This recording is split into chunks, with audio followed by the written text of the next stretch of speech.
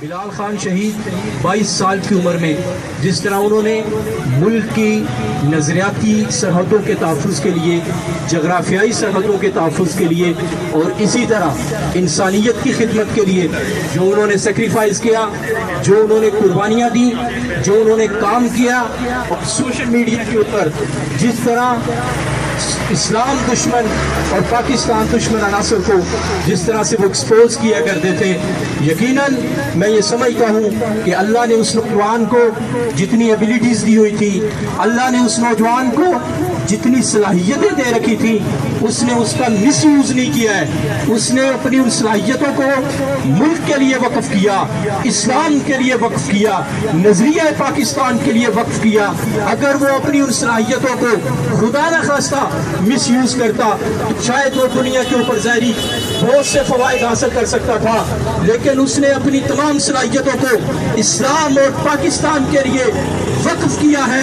آج اس کو یہ صلہ دیا گیا ہے کہ اس کو بے دردی کے ساتھ کیپٹل سٹی کے اندر چھریوں کے وار کر کے اس کو شہید کیا گیا ہے۔ میں یہ پوچھنا چاہتا ہوں، آخر آپ پرامن اور قلم کی طاقت رکھنے والے نوجوانوں کو آپ کیا میسج دینا چاہتے ہیں؟ آپ کیا پیغام دینا چاہتے ہیں کہ اگر یہاں پر آپ ملک کی بات کریں گے تو آپ کو چھریوں سے ذبح کر دیا جائے گا، آپ یہاں پر اسلام کی بات کریں گے تو آپ کو چھریوں کے وار کر کے ذبح کر دیا جائے گا۔ یہ تمہاری بھول تھی، یہ تمہاری بھول ہے۔ بلال نہیں رہا، یقیناً بلال کا ہم سب کو دکھ ہے، بلال کا ہم کو افسوس ہے، لیکن یاد رکھو اذان بلالی گونجتی رہے گی۔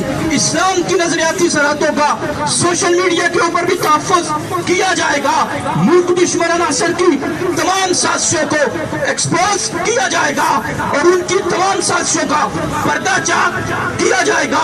اسلام کی سرحدوں پر پہرا دیا جاتا رہے گا، ناموس رسالت پہ تحفظ کیا جاتا رہے گا، ناموس صحابہ کا تحفظ کیا جاتا رہے گا۔ اذان بلالی گونجتی رہے گی، امام بھی آئے گا، جماعت بھی کھڑی ہوگی اور انقلاب بھی آئے گا انشاءاللہ۔ آخر میں ایک بات کہنا چاہتا ہوں، کہا جا رہا ہے کہ نامعلوم اندھا قتل، میں بڑی ذمہ داری کے ساتھ یہ بات کرنے لگا ہوں، میں نہیں مانتا کہ یہ اندھا قتل ہے، میں نہیں مانتا کہ نامعلوم لوگ ہیں۔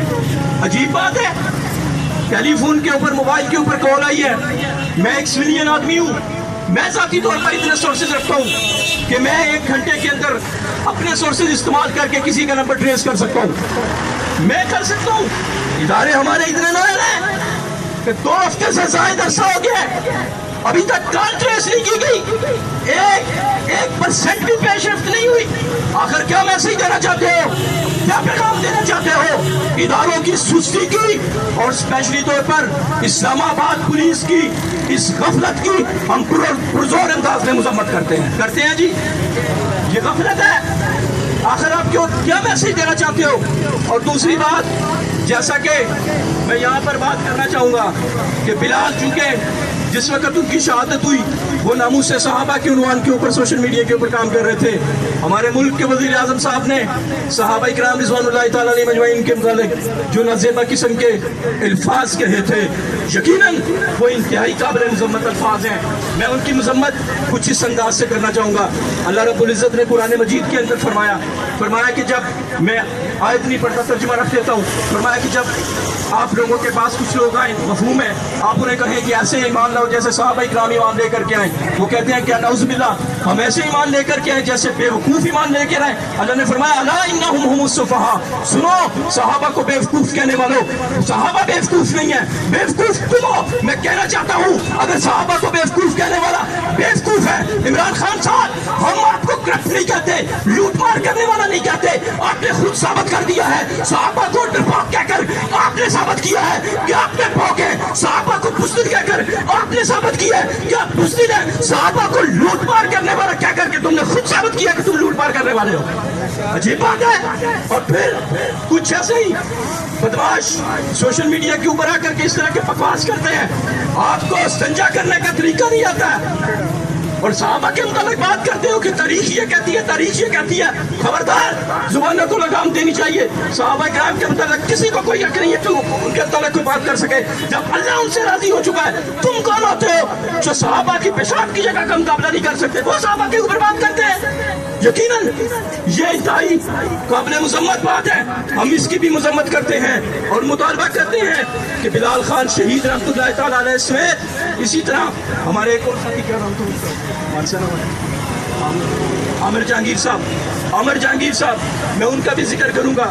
ان کو بھی اداروں نے پکڑ کر کے اس کو مار دیا۔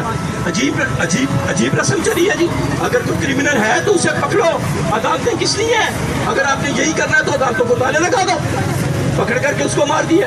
یقیناً ہم اس کی بھی مذمت کرتے ہیں اور ہم مطالبہ کرتے ہیں کہ بلال خان شہید رحمہ اللہ کے اس کیس کو فوری طور پر اس کی انویسٹیگیشن کی جائے، پیش رفت کی جائے۔ سادہ سی بات ہے، کار ٹریس کر کے ملزمان کو سامنے لایا جائے اور ان کو قرار واقعی سزا دی جائے۔